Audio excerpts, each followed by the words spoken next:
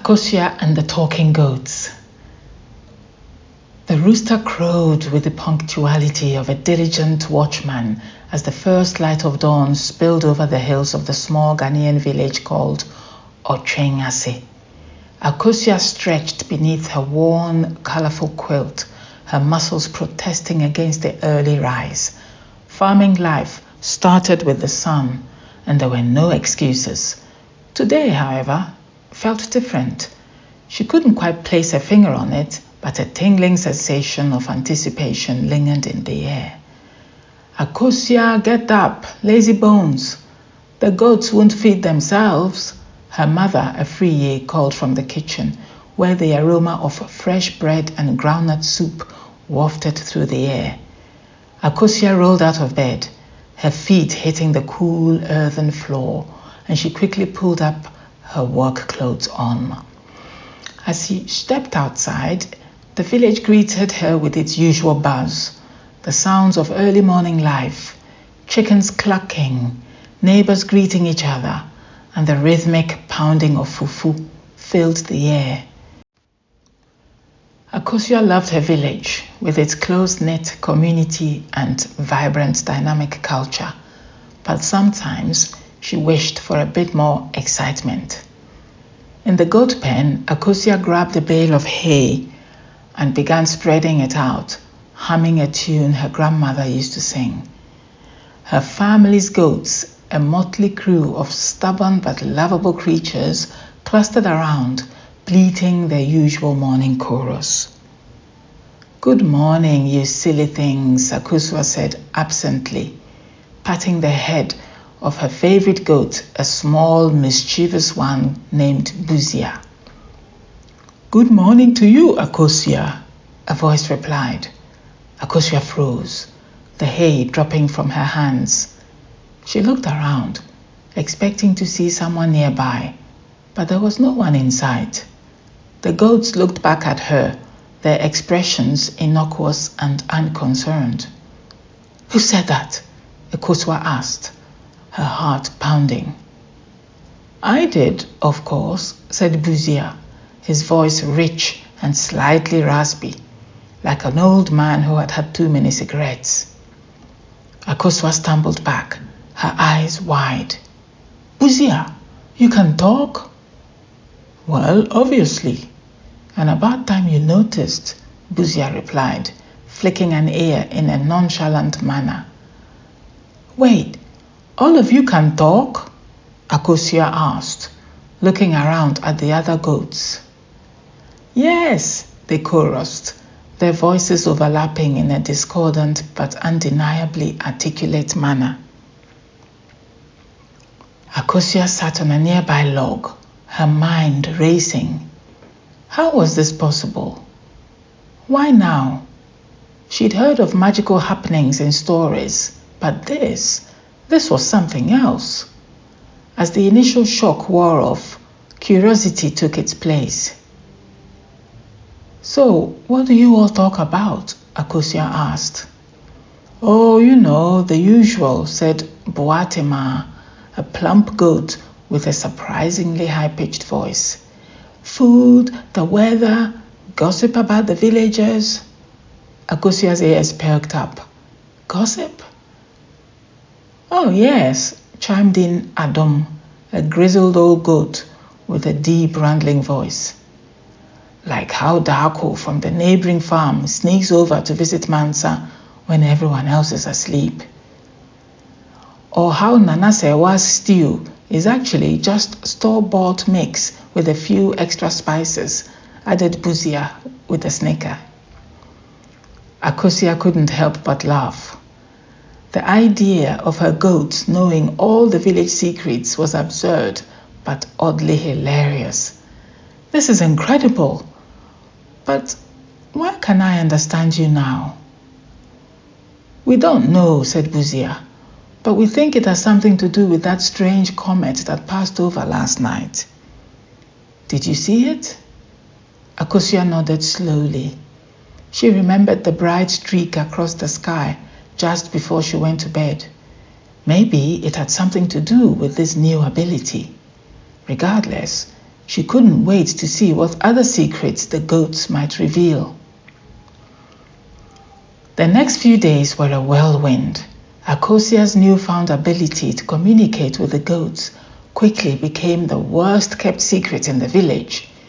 At first, people laughed it off, thinking it was a prank or figment of her imagination. But as Akosua began sharing more and more accurate village gossip, skepticism turned into awe, and soon everyone wanted to hear what the goats had to say.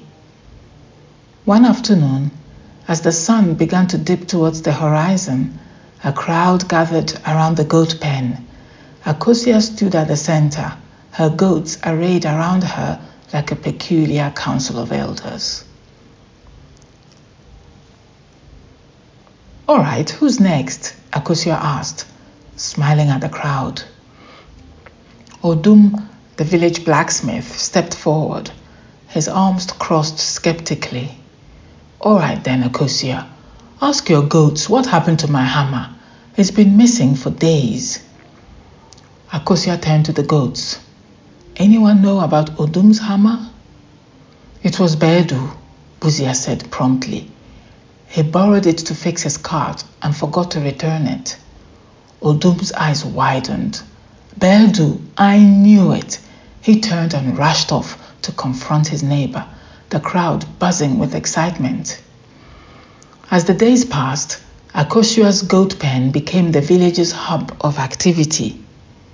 People came with questions about missing items, secret crushes, and unsolved mysteries. The goats, for their part, reveled in the attention, enjoying the treats and praise that came their way. One evening, as the goats lounged contentedly and Akosua scratched Buzia behind the ears, she asked a question that had been nagging at her. "Do you know any secrets about me?" Buzia looked thoughtful. "We know a lot about you, Akosua, like how you dream of traveling the world, or how you sometimes sneak out at night to watch the stars." Akosua blushed. "Anything else?" The goats exchanged glances. Finally, Boatima spoke up. "There's something your parents haven't told you about your grandmother." Akosua's heart skipped a beat. "What about her?" "She could talk to animals too," Boatima said. "She had the same gift, and she used it to help the village just like you." Akosua sat back, stunned. Her grandmother had passed away before she was born, and her parents rarely spoke of her. To think she had shared this incredible ability. "Why didn't my parents tell me?" Akosua wondered aloud. "They wanted to protect you," Buzia said gently. "It's a rare gift, and not everyone understands it." As Akosua pondered this revelation, a stranger arrived in the village. Stout and muscular, his inquisitive eyes were deeply piercing. He introduced himself as Ansa, a traveling storyteller. The villagers were immediately taken with Ansa. His tales of distant lands and magical creatures captivated their imaginations. But Akosua felt a strange unease around him. There was something about the way he looked at her, a knowing glint in his eyes that made her wary. One night, after a particularly enthralling story, Ansa approached Akosua. "I've heard about your gift," he said, his voice smooth and warm like honey. "It's quite extraordinary." Akosua nodded cautiously. "Thank you, but why are you so interested?" Ansa smiled. "I have a gift of my own. I can communicate with spirits. I've come to learn more about your ability and perhaps offer some guidance." Akosua's curiosity was piqued. "Guidance? What kind of guidance?" "There's a great power in your gift," Ansa said, "but it can also attract danger. There are those who would seek to exploit it. You need to be prepared." Over the next few days, Ansa and Akosua spent a lot of time together. He taught her about the history of animal communication, how to harness her gift, and how to protect herself from those who might misuse it. Akosua was grateful for his wisdom, but the goats remained suspicious of the newcomer. "I don't trust him," Busia said one evening as Ansa regaled the villagers with another tale. "There's something off about him."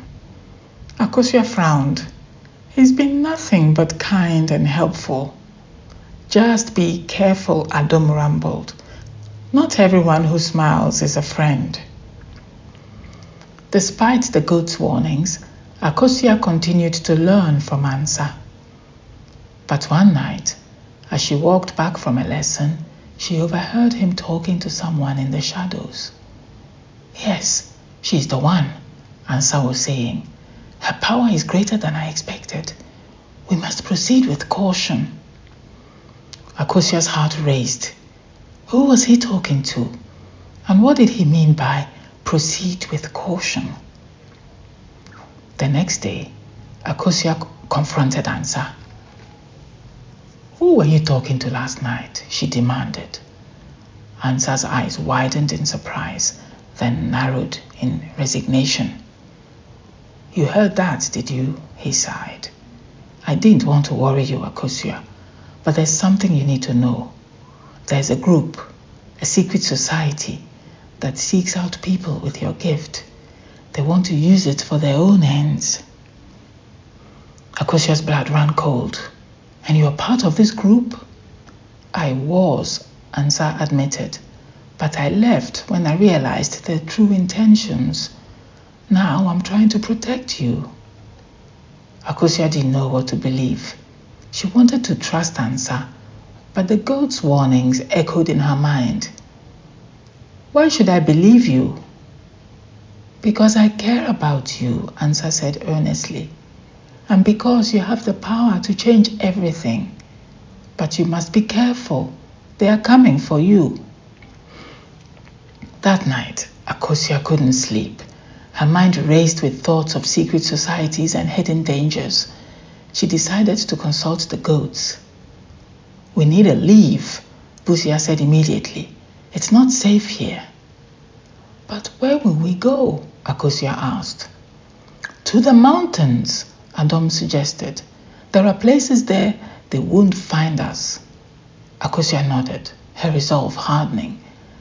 "Then we leave at dawn." As the first light of day broke, Akosua and her goats slipped out of the village, their departure unnoticed. They traveled for days, moving through forests and across rivers, always wary of pursuit. The journey was long and arduous, but Akosua and her goats finally reached the mountains. They found a secluded valley, lush and green, where they could hide and plan their next move. As the days turned into weeks, Akosua grew stronger, her bond with the goats deepening. She learned to communicate with other animals as well, discovering new aspects of her gift. But the threat of the secret society loomed large in her mind. One evening, as they sat around a fire, Busia spoke up. "We need to find allies. There are others like you out there, Akosua. Together, you can stand against those who seek to exploit your power." Akosua nodded. "But how do we find them?" Adom rumbled thoughtfully. "We start with the villagers. Spread the word. There are always those who will listen." With renewed determination, Akosua and her goats set out to find others like her. They traveled from village to village, sharing their story and seeking out those with similar gifts. It wasn't long before they found others. A boy who could talk to birds, a woman who could communicate with fish, a man who understood the language of insects. Together, they formed a group, a community of gifted individuals determined to protect each other and stand against the secret society. They trained, learned from each other, and prepared for the inevitable confrontation. The day of reckoning came sooner than expected. The secret society, having tracked Akosua and her friends, descended upon their mountain refuge. But Akosua was ready. As the sun rose over the mountains, the two sides faced off. Akosua stood at the forefront, her goats and new allies by her side. "You won't take us," Akosua declared, her voice strong and unwavering. The leader of the secret society, a tall man with cold eyes, sneered. "You don't understand the power you possess. It belongs to us." "It belongs to no one but ourselves," Akosua retorted, "and we will fight for it." The battle was fierce and intense, but Akosua and her friends fought with a determination and unity that the secret society hadn't anticipated. Animals from the surrounding forests joined the fray, heeding Akosua's call. The birds swooped down, distracting the enemy, while goats charged and butted, and insects swarmed, creating chaos. In the end, the secret society was forced to retreat, their plans thwarted by the very power they sought to control. With the threat of the secret society diminished, Akosua and her friends returned to their villages, hailed as heroes. The villagers, once skeptical, now embraced their gifts, seeing them as a blessing rather than a curse. Akosua's life returned to a semblance of normalcy, but she was forever changed. She continued to use her gift to help her village, always mindful of the responsibility it carried. And she never forgot the lessons she had learned about trust, courage, and the strength that comes with unity. The goats, of course, remained her closest companions, their hilarious conversations a constant source of joy and wisdom. They continued to share their gossip, their secrets, and their unwavering support.